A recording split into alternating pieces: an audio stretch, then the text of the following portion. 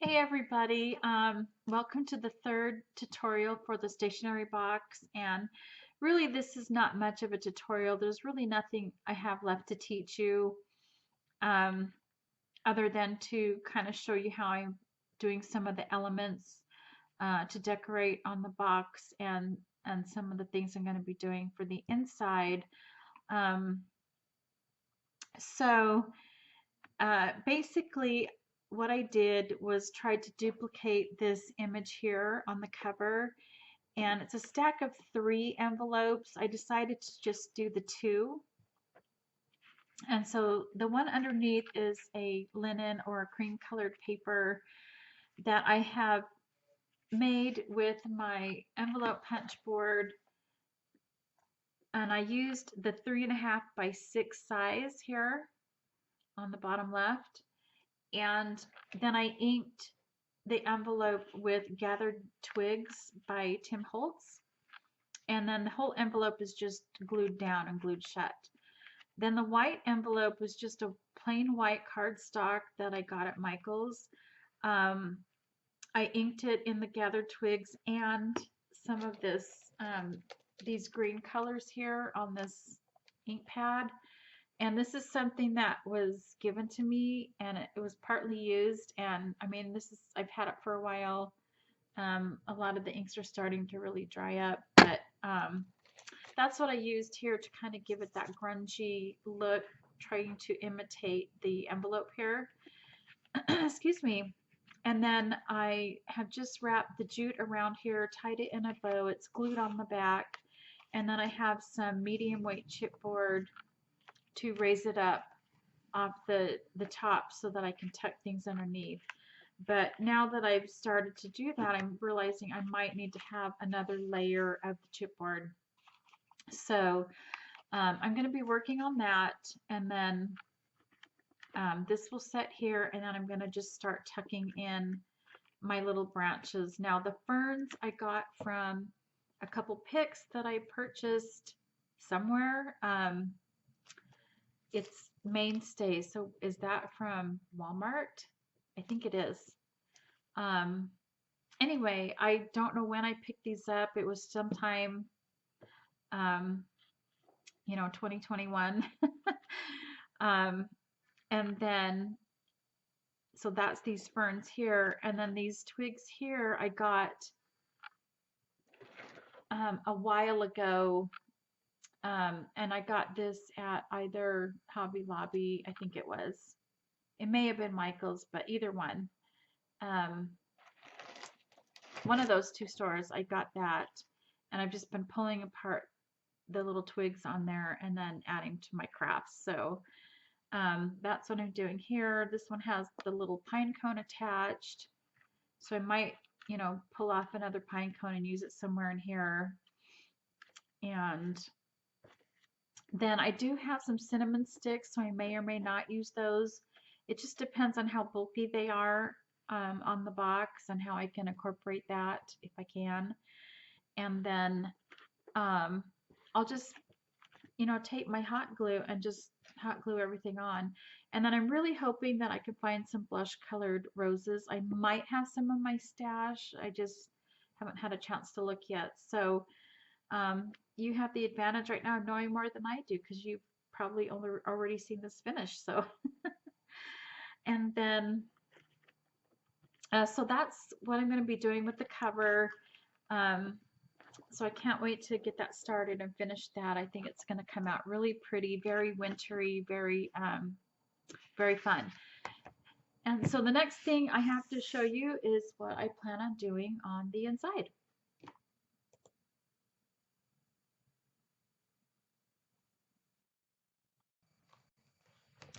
So I wanted to show you the notebook I made and tell you a little bit about how I made it. So first I'm going to tell you how I printed out the papers. So a lot of them are just the images that are in the 8.5 by 8.5 format, and I just scaled them down to 4 by 6 on my printer. So when you purchase the collection, it's formatted to be 8.5 by 8.5 like this. And I just scaled it down on my printer and I clicked the 4x6 photo option, and that's what I got here. And that's also what I got here on this one.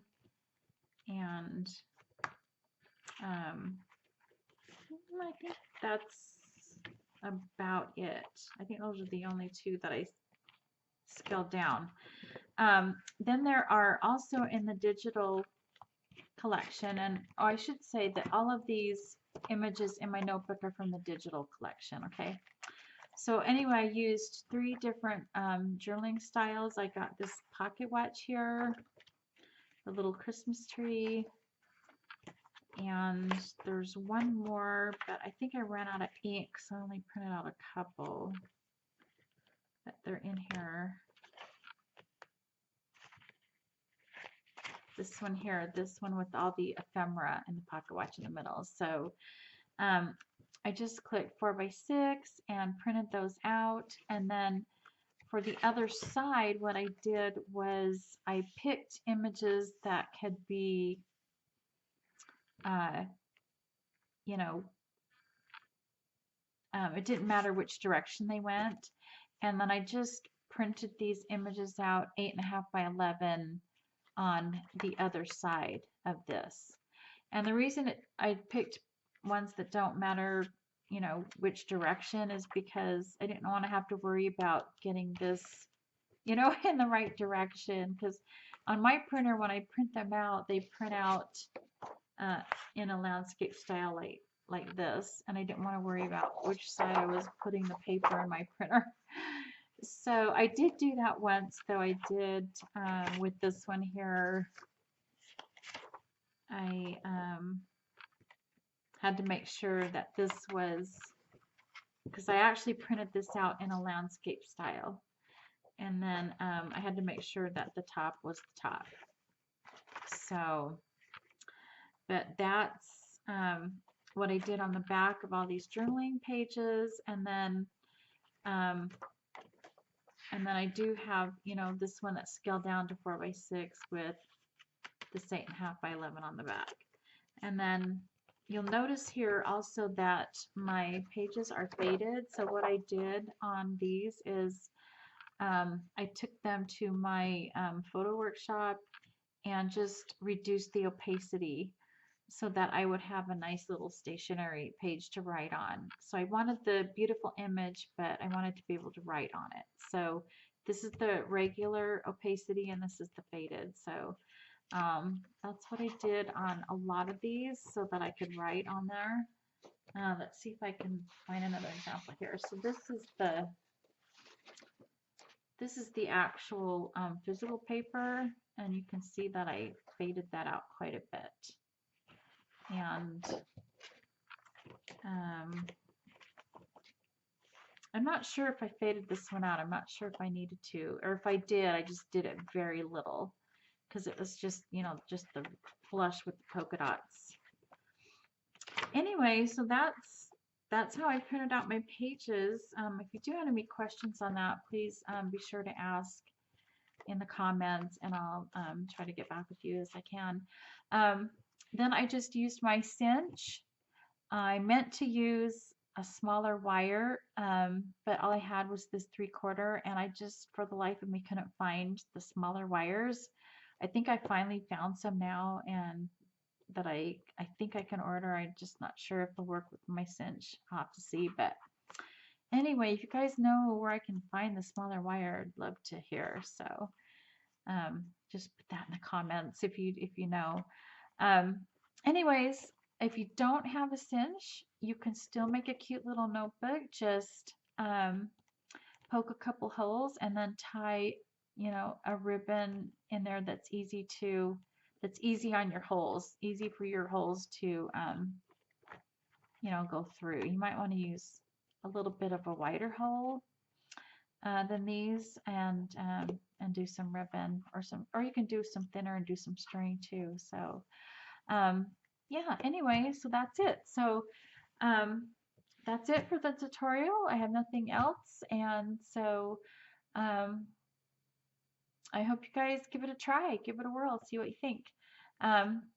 I will put a link to Kimmy's YouTube and our Etsy below, and I'll put a link to the walkthrough. And thank you so much for watching. Would love it if you give me that like or that thumbs up, and subscribe and hit that notification bell so you can join me for my upcoming videos. Thanks for watching. Bye.